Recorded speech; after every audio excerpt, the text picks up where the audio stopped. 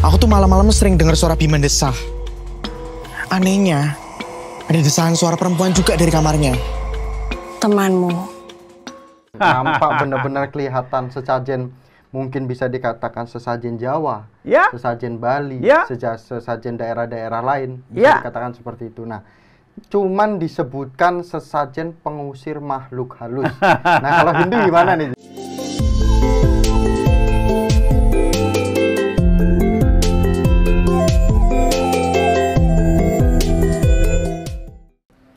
Om Swastiastu. Salam Rahayu.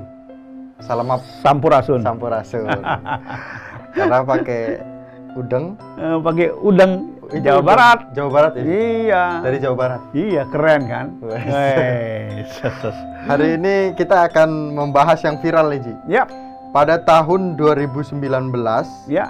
ini viral di Twitter Oke. tentang adanya status seseorang itu untuk menyampaikan berkaitan tentang kuliah kerja nyata di Oke. Desa Penari gitu. Nah, ini sangat horor gitu kan, sangat horor. Kemudian pada saat pelaksanaan KKN-nya itu bisa dikatakan tidak berhasil Iya, karena oke. ada hal-hal yang tragedi-tragedi yang sangatlah membuat orang itu misterinya luar biasa Oke. gitu kan. Nah, kemudian viral lagi di tahun 2022 ini Ya. dan ditonton banyak masyarakat, tidak hanya umat Hindu saja, Ya. umat lain pun menyaksikan di Bioskop ya? bioskop. Wow. Nah, gitu. Nah, akhirnya Hindu Channel hari ini kita akan mengangkat tentang beberapa poin yang ada di video tersebut. Ya. Baik itu tentang sesajen, tentang Badara Wuhi, Hmm. terus tentang penari, Yap. terus tentang dimensi gaib, terus lagi ada tentang sanggar seni yang sanggar seni gaib, gitu, sanggar seni jin gitu kan. Nah, Terus? ini sebelum kita membahas poin-poin tadi, Ya. apakah ada di Indonesia seperti itu? Nah, gitu dulu. Ji. Itu Kan dulu Aji ya. kan melalang buana. Oke, ya.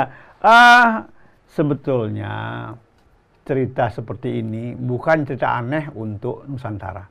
Ini kan ciri khas Nusantara sebetulnya. Di Nusantara ini banyak sekali dimensi-dimensi di luar dimensi manusia. Di luar dimensi kita banyak sekali. Guru saya pernah mengatakan dulu, hal ini terjadi karena kita ini dilewati oleh garis khatulistiwa. Inilah yang menyebabkan sehingga satu dimensi dengan dimensi lain sering sering memotong, ya, sering menyentuh, sering memotong, sehingga apa? Makhluk dimensi-dimensi tertentu itu bisa masuk ke dimensi kita, bisa masuk dia. Tapi ada juga yang bisa masuk, tapi nggak bisa kembali ke habitatnya. Itu sebuah tradisi atau Sudah biasa, saudara. Jadi kejadian seperti ini sudah biasa.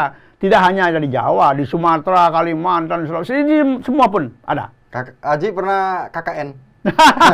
Saya pernah KKN di Lawu, pernah KKN di Sindoro Sumbing, pernah. Tahun berapa itu, Ji? Kalau boleh tahu? Kira-kira tahun 2000, udah lama sekali ya. Masih saya ngajar di Stah dulu, 2006 kali. Udah lama sekali itu. Dan memang cerita tentang itu bukan hal yang aneh. Malah kalau di Lawu ada pasar setan. Pasar setan katanya, namanya pasar setan. Itu kalau misalnya makhluknya ya manusia kayak kita. Tapi bukan manusia sebetulnya. Manusia di sebuah dimensi. Tapi yang lucu uangnya uang BI. Uang kita yang kita pakai belanja sehari-hari. Itu hebatnya mereka. Ya, jadi di sana pun banyak dimensi. Tidak aneh kalau kita lihat sekarang ya, misalnya kita bandingkan di Eropa, jarang kedengaran misalnya. Di Amerika sangat jarang. Walaupun mungkin dimensi-dimensi yang mirip ada juga. Jadi jangan kaget kalau sekarang di viral, ini bukan sesuatu yang aneh di Nusantara ini. Ini ciri khas Nusantara ya begini. Banyak dimensi yang kita nggak tahu. Nah, Ya. Aji, tidak terlepas dari Hindu ternyata.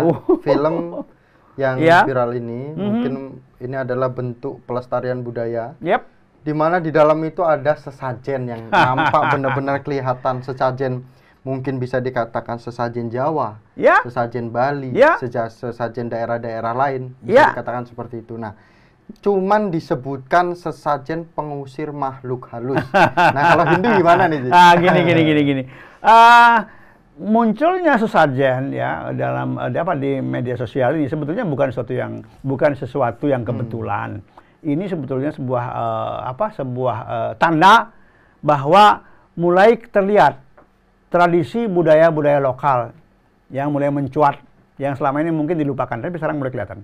Nah, kalau tadi Miko mengatakan sesajen pengusir makhluk halus, nah kalau saya dalam Hindu ya, karena kita mengenal yang namanya Wasudewa Kutumbakam, semua makhluk bersaudara, semua ciptaan bersaudara, yang kelihatan maupun yang tidak kelihatan dari konsep ini. Tatwamasi, karena sama-sama Atman, sama-sama jiwa mereka. Ya, jadi kita tidak bisa mengatakan mengusir. Saya lebih cenderung mengatakan untuk menjinakkan makhluk-makhluk dimensi lain. Saya nggak mengatakan makhluk halus ya. Kalau kita mengatakan makhluk halus ya tentu ada makhluk kasar. Yang makhluk kasarnya yang mana? Ya, makhluk halus saya nggak katakan demikian. Saya katakan untuk menjinakkan makhluk-makhluk penghuni dimensi yang lain supaya apa yang kita lakukan itu ya tidak mendapat gangguan. Kan itu sebetulnya. Berarti Hindu mempercaya adanya dimensi lain? Oh iya, sangat. Sekarang siapa yang bisa menduga dan mengetahui kerjanya Tuhan? Berapa banyak dimensi yang beliau ciptakan? Makanya kita tetap punya kewajiban, hormati yang kelihatan, hormati yang tidak kelihatan. Makanya katakan Wasudewa Kutumbakam. Semua makhluk bersaudara. Ya kita bersaudara dengan hewan, bersaudara dengan tumbuh-tumbuhan, bersaudara dengan makhluk yang tidak kelihatan dan yang kelihatan. Tapi bentuk atau wujud persaudaraan kita kan beda. Bagaimana wujud persaudaraan kita dengan sesama manusia? Bagaimana perwujudan persaudaraan kita dengan hewan, dengan tumbuh-tumbuhan, dengan makhluk. Makanya sesaji itu memang menjadi sesuatu yang dominan dalam keyakinan Hindu. Dominan dia. Karena banyak hal yang kita nggak tahu. Bagaimana kita menjinakkan dimensi lain. Kita nggak tahu kok dimensi seperti apa. Dan kita nggak tahu bagaimana kerja Tuhan. Kenapa Tuhan menciptakan sebegitu banyak dimensi. Jadi tetap perlu sesuatu. Yang namanya tadi sesajen. Nah itu dia. Tetap perlu sesuatu yang namanya sesajen. Ya, gitu kan. Nah jadi ini sebenarnya lingkup-lingkup yang kita bahas adalah tentang bagaimana pandangan Hindu tentang film di Desa Penari, anak-anak KKN ini, gitu kan. Nah, yang salah satunya yang viral di situ adalah Badarawuhi. Badarawuhi. Nah, Badarawuhi ini Hindu Channel mendapatkan beberapa mungkin datanya, tapi kan kita harus tanya ke Aji dulu. Iya. Badarawuhi ini disebutkan bahwa ini adalah anak buah dari Ratu Pantai Selatan itu. Kemudian bahwa dia adalah siluman ular. Iya. Kemudian dia bisa mewujud beberapa penari di situ karena disebut desa penari. Nah, apakah ada Badarawuhi, selain Badarawuhi ada yang lain nih, Ji? Atau memang benar bahwa Badarawuhi itu dalam bentuknya seperti itu gitu? Saya yakin ya, walaupun ini hanya film, tapi saya meyakini karena ini Nusantara. Jadi tokoh-tokoh seperti Badarawuhi ini pasti ada. Mungkin wujudnya tidak sama, kemudian peran dan perilakunya juga berbeda misalnya. Tapi karena juga disebutkan sih, Badarawuhi ini adalah bentuk keseimbangan. Dia akan mengimbangi lingkungan. Nah, tergantung sekarang. Kan sekarang tokoh Badarawuhi ini memberikan banyak persepsi. Ada yang mengatakan dia jahat, ada yang mengatakan dia baik, ada yang mengatakan awalnya dia baik, kemudian dia jahat. Kan seperti itu. Kan banyak ini persepsinya. Maka sebetulnya yang jelas Badarawuhi ini dianggap sebagai penyeimbang tidak salah. Artinya apa? Ini ada positif ada negatif, perlu keseimbangan. Tetapi juga kalau dikatakan bahwa Badarawuhi ini jahat, ya mungkin setelah dia menjadi jahat, walaupun sebelumnya dia baik. Kan banyak persepsi ini, jadi kita nggak bisa mengatakan ini yang benar, ini yang salah. Ya, nggak bisa kita mengatakan itu. Tapi yang jelas, tokoh Badarawuhi ini bisa terjadi dimanapun di Nusantara ini. Bisa jadi laki-laki, bisa jadi perempuan, bisa penari, bisa bukan penari. Ya. Oh, tidak hanya dua poin itu, tidak. Jadi penari gitu, enggak ya? Enggak, mungkin bentuk yang lain. Ya, kalau dikaitkan dengan selatan misalnya, dengan ratu dari selatan ya memang saya sendiri ya lumayan paham ya dengan selatan ini. Karena sebetulnya banyak memang di selatan itu wujud-wujud gaib berupa ular, buaya itu banyak di selatan ini. Nah, kalau kemudian dikatakan bahwa dia dulu diusir dari selatan segala macam, itu kan persepsi masyarakat. Jadi pengalaman masyarakat terhadap tokoh Badarudin ini mungkin tidak sama dia, sehingga mereka akan mengeluarkan apa namanya curhatnya, undang-undangnya, pendapatnya sesuai dengan yang mereka alami seperti itu. Nah, ya. apakah bentuk keseimbangannya ini berkaitan dengan sesajen ini? Kita kalau Hindu kan, di umat Hindu kan ada beberapa yang memang mengaturkan ya, beberapa di tempat titik-titik betul. tertentu. Nah, apakah ini ya seimbang? Kalau ini memang dihargai, kalau nggak dihargai ya kita yang pasti kena kan itu. Yang tidak menghargai kan bukan penghuni dimensi lain, tapi Manusia yang manusianya, numpang gitu yang manusia. datang. Nah, iya, artinya benar. Sesaji-sesaji Hindu pada umumnya memang untuk membuat keseimbangan alam ini, keharmonisan alam sebetulnya. Ini yang terjadi. Istilahnya begini, kalau sekarang misalnya banyak kejadian gunung meletus, banjir. Itu salah satu. Ya, ini bagaimana membuat ini teredam semua. Artinya kembali alam ini aman dan nyaman, gitu loh. Nah, ini dan seimbang. Seimbang dalam arti yang manusia juga bisa seimbang, selaras dengan alam itu, seperti itu. Nah, ada memang yang mengatakan Badarudin ini memang ini jahat, ini baik, tapi untuk menjaga alam, ya tergantung. Dan ingat, kembali saya ingatkan, ini yang ketiga kali saya ingatkan, Nusantara ini penuh dengan kisah-kisah seperti ini. Nah, tapi di film ini, Ji, ini menarik lagi. Ya. Mungkin kita hanya kulit-kuliti saja ya, Ji, pemirsa Hindu Channel. Dan pemirsa Hindu Channel mungkin banyak juga yang sudah menonton, hadir ke studio, gitu, ingin bercerita di apa namanya komentar Hindu Channel, menyempurnakan apa yang kami kupas. Nah, Ji, ada lagi. Kalau memang dikatakan Badarudin ini baik ataupun tidak baik, tapi di salah satu film ini ada salah satu anak KKN ini kesasar. Nah, ada kesasar, kemudian bahasa Jawanya bilangnya apa ya? Keselong gitu ya. Keselong. Dituntun oleh salah satu itu dan kemudian akhirnya dia dikelilingi oleh ular. Nah, apakah itu bisa terjadi di Indonesia atau di lingkungan kita nih menurut Haji? Sangat bisa terjadi seperti itu. Ya, yang namanya keselong itu kan sebetulnya terlempar ke sebuah tempat yang dia nggak tahu seperti apa itu. Atau orang Betawi bilang pikirannya kosong atau gimana? Bukan pikiran kosong, memang dia masuk ke dimensi itu. Jadi makanya saya bilang banyak dimensi yang kita nggak tahu kenapa itu diciptakan oleh Yang Maha Kuasa. Ketika dia masuk ke dimensi yang negatif misalnya, dominan negatif misalnya, ya di sana penghuninya mungkin ya ular, ya manusia, tapi manusia gaib semua. Artinya dia tidak real, tidak nyata dia. Terjadi. Tidak aneh ular banyak itu. Ya bukan sesuatu yang gaib sebetulnya. Nah, tapi sebenarnya orang kesasar ini sadar nggak, Ji? Ada yang sadar, ada yang tidak. Ada yang sadar, yang tidak. Saya aja pernah mengalami langsung depan rumah itu ketika ada hajatan ya. Orang itu tidak menemukan rumah. Rumah, Ji? Iya, mondar-mandir depan rumah padahal dia. Pak Lurah dulu tuh, mondar-mandir. Orang sana bilang, oh dia di bawah setan keder. Malah ada tukang ojek. Tengah malam, terus mondar-mandir sampai bensinnya habis itu motor. Kemudian jam 2 malam dia akhirnya tidak berani pulang. Menginap di tetangga. Pagi-pagi motornya ada di hutan bambu.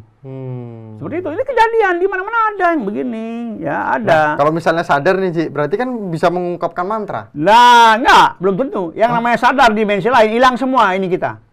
Ketika kita masuk ke dimensi lain, ya, apa yang sudah kita miliki di dimensi kita belum tentu bisa diungkapkan.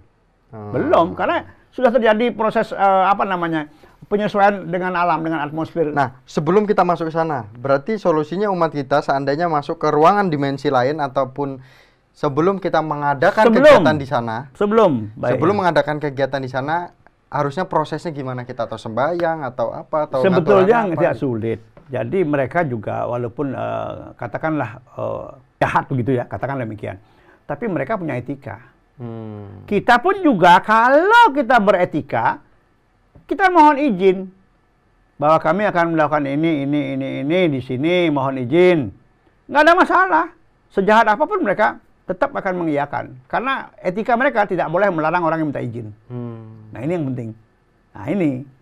Jadi nggak salah, tapi itu sebelum kita melakukan sesuatu, jangan setelah masuk, kita udah, begitu kita masuk ke dimensi itu, maka kita dalam posisi yang tidak berdaya. Makanya sebelum itu kita harus lakukan sesuatu.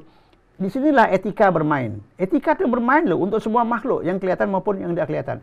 Yang sering tidak etis itu ya manusianya ini. Jadi jangan kaget kalau misalnya tahu-tahu ada kejadian, ada sesuatu yang menimpa.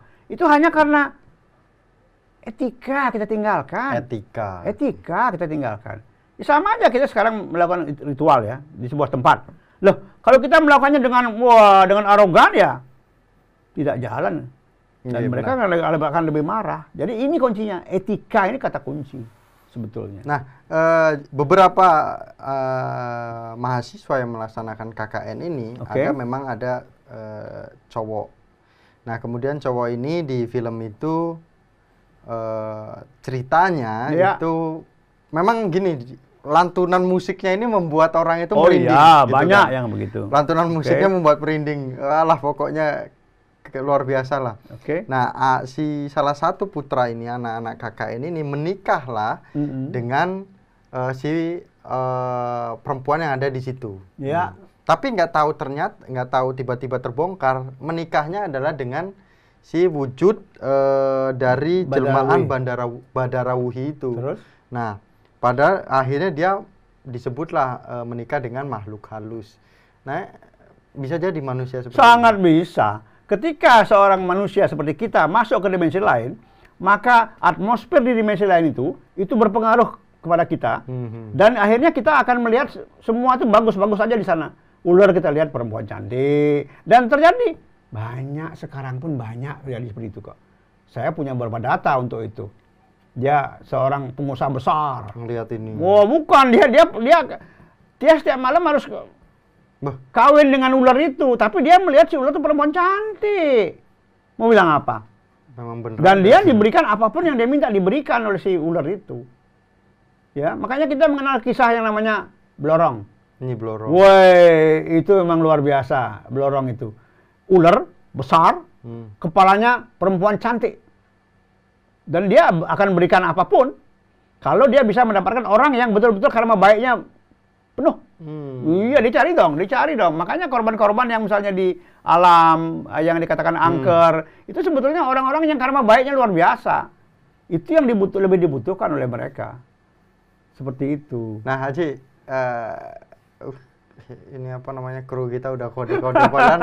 Kalau kita berbicara apa namanya Desa Penari ini karena kisah nyata itu sih. Kayaknya cukup menyita waktu yang sangat banyak. Tapi kita setidaknya memberikan statement tentang beberapa poin. Nah, kemudian Ji, pernah nggak Aji mengalami ketika tidur atau di tempat tempat lain ada langkah kaki dan lain sebagainya. Itu kan di film ini anak itu masuk ke ruangan, masuk di tempat itu, kemudian dia mendengar langkah kaki. Gitu. Saya bukan mendengar langkah kaki. Apa Ji? Ngeliat langsung? Bukan, dipanggil nama saya dipanggil. Sering yang begitu. Dan banyak juga yang datang, yang mukanya hancur, yang segala macam datang. Saya cuman, ya sudah, saya selesaikan kamu. Banyak yang memang begitu. bentuk-bentuk seperti ini memang ada, sangat ada. Saya sejak tahun 1987 sampai 1998, itu Krismon dulu ya, itu 10 tahun saya melakukan perjalanan semua dalam kondisi gelap. Artinya apa? Malam. Dan kalau malam itu dimensi berseliweran. Itu dimensi udah nggak tahu di dimensi bener apa nggak, ini halusinasi nggak jelas. Tapi yang jelas memang mereka keluarnya malam. Kelihatan tuh. Ya, kalau siang jarang. Ya, saya pernah lihat orang kembar menawarkan keris, cemeti, lalu jin dari Raung botak menawarkan 6 angka untuk Dian Harapan. Pernah itu sering gitu. Tapi ya sudahlah, orang kita bukan itu motifnya, ya sudah biarkan saja itu. Seperti itu. Banyak, dan ini saya ingatkan lagi, ini Nusantara. Bahkan desa saya, tempat kelahiran saya sendiri juga penuh dengan dimensi seperti ini. Penuh, malah salah seorang paman saya dulu ceritanya kawin sama makhluk dimensi lain, punya anak 2. Jadi kalau kita datang ke rumah istrinya, kita nggak boleh ngomong. Ada makanan, makan aja, nggak usah ngomong. Kalau ngomong hilang alam itu, kembali ke alam kita. Ada yang begitu, itu paman loh. Tapi kan sehat-sehat semuanya. Iyalah. Nah, aja ada lagi. ternyata anak KKN, mahasiswa KKN ini karena berada di dimensi lain atau di tempat makhluk-makhluk halus ini dituntun oleh seekor anjing, hewan diselamatkan oleh seekor anjing, oke. Ternyata anjing ini adalah jelmaan dari Mbah Buyut. Iya. Nah, apakah akan bisa sinkron nih? Bahwa ada yang menyelamatkan dalam bentuk anjing, akhirnya kita mengikuti. Kok bisa ketahuan bahwa itu jelmaan Mbah Buyut kan gitu? Ini bisa dideskripsikan menggunakan film ini, akhirnya membuat orang kan, oh ternyata anjing itu baik. Gitu. Ya itulah, anjing itu kan penyelamat sebetulnya. Dan anjing itu punya 2 dimensi. Dia di dimensi kita ada, di dimensi yang di luar dimensi kita ada. Sehingga kalau dia melihat sesuatu sosok yang berasal dari makhluk penghuni makhluk dimensi lain, dia akan memberikan reaksi, memberikan respon anjing itu. Jadi dia bisa melihat itu semua anjing itu. Maka tepat sekali dalam film ini yang menyelamatkan anak-anak yang sudah masuk ke dimensi katakanlah dimensi lain ini, si anjinglah yang menyelamatkan. Maka si Mbah Buyut itu tepat sekali menggunakan sarananya seekor anjing. Jadi itu anjing benar, cuman si Mbah itu memasukkan energinya ke anjing itu, gitu loh. Jadi benar sekali. Gitu. Bisa berarti sih? Bisa banget. Maka sebetulnya di rumah itu kalau kita melihara anjing, mohon maaf, bukan sekedar dia menjaga keamanan, tetapi dia menjaga si penghuni rumah. Dan kalau toh ada sesuatu yang sangat vital dan fatal, anjing itu yang mati duluan. Dia korbankan jiwanya untuk itu. Sama seperti burung sebetulnya. Ya, tapi anjing lebih real dia, karena dia tidak hanya sekedar sebagai pengaman, tapi juga sebagai penyelamat. Dan dia memiliki sisi rohani dan spiritual anjing itu. Satu lagi sih, poin satu lagi. Nah,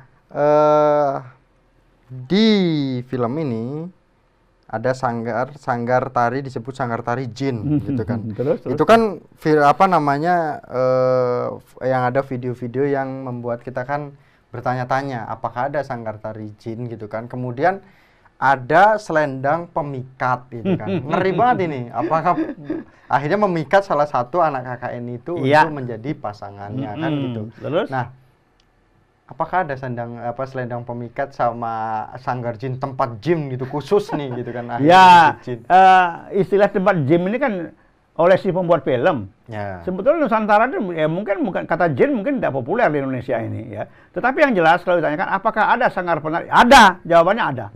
Ya, sanggar penari ada. Setiap dimensi sebetulnya gini ya.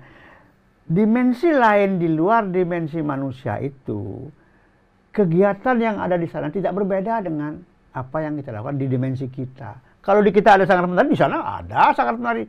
Bahkan lebih gila lagi, di sini ada sepeda, di sana ada sepeda. Ada semua. Tidak beda dengan apa yang kita alami di dimensi kita. Ada sanggar penari. Namun istilahnya sanggar penari jin ya silahkan saja. Ya itu kan istilahnya. Tapi apakah ada sanggar penari? Iya jawabannya. Ada. Itu. Terus satu lagi tadi Pak? Satu lagi? Ini selendang pemikat itu. Sebetulnya pemikat itu bukannya selendang. Kebetulan karena ini penari, maka dikaitkanlah selendang pemikat. Nah, coba kalau gini. Lah iya, coba kalau orang ngibing tarian di Bali joget itu, kan pakai selendang juga. Itu sebetulnya selendang pengikat sebetulnya. Tari apa sih? Hah? Tari ngibing. Tari joget. Joget itu kan ada selendang untuk supaya kalungan ke leher untuk yang supaya ngibing kan itu. Itu juga sebetulnya selendang pemikat sebetulnya. Tetapi yang namanya pemikat baik untuk memikat pria maupun untuk memikat wanita tidak selalu berupa selendang. Tapi umumnya memang berupa kain. Seperti itu. Jadi ada itu. Saya pernah punya, tapi bukan untuk memikat, untuk hal yang lain berupa selendang. Saya pernah punya dulu. Spiritualnya tinggi juga Haji ini. Enggak juga lah. Jangan sampai nanti ada yang minta ilmunya ke Haji. Boleh saya kasih. Saya kasih. Apa aja Ji kira-kira kisi-kisinya?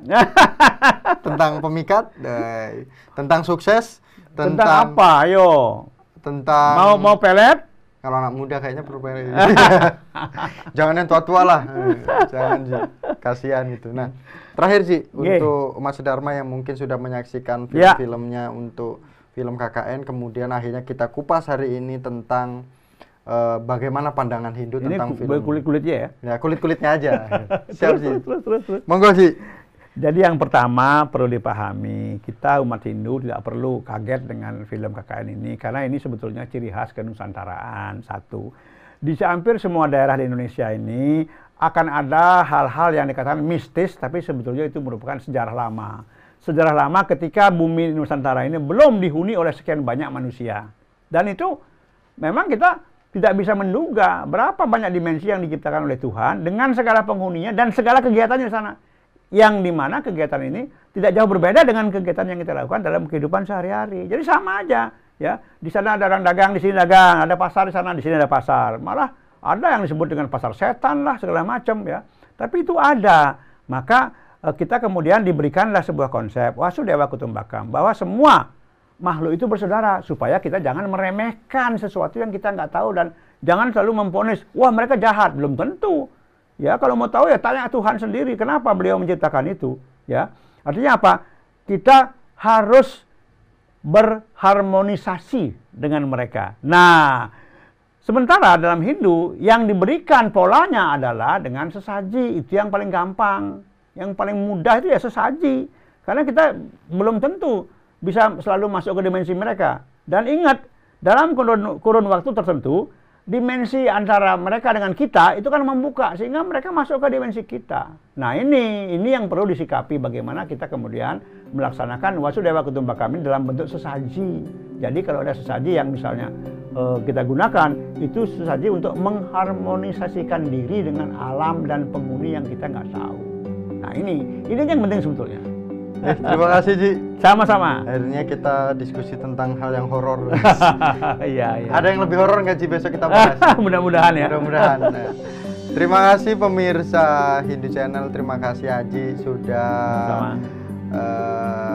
membuat satu pandangan tentang umat kita yang sudah menyaksikan film di Desa Penari ini oleh mahasiswa yang melaksanakan KKN.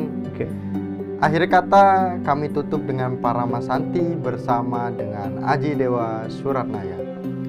Om Santi Santi Santi Om. Matur nuwun. Sama-sama.